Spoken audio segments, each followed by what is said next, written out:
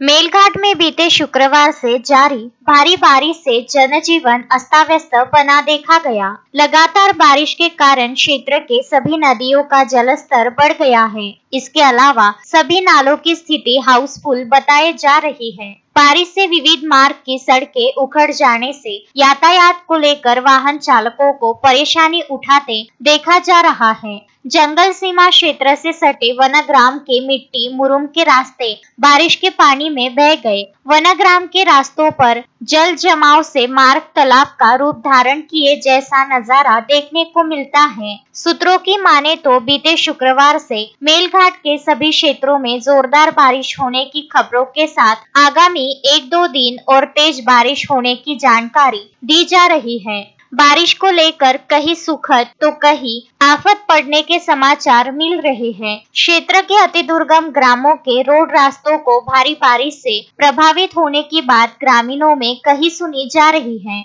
धूलघाट से बारूखेड़ा मार्ग पर बारिश को लेकर कोई मरम्मत नहीं किए जाने के आरोप ग्रामीण कर रहे हैं। इस ओर भी लोक निर्माण विभाग ने ध्यान देना चाहिए। तस्मीन शेख, सुलेमान मेमन, शकील अहमद के साथ Jugal Kishore Jaiswal, Vidarbha news, Dharni.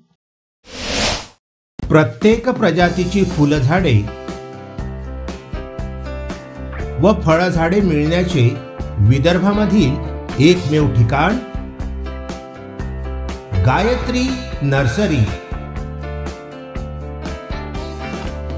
Dutt colony, Badnera road, Amravati.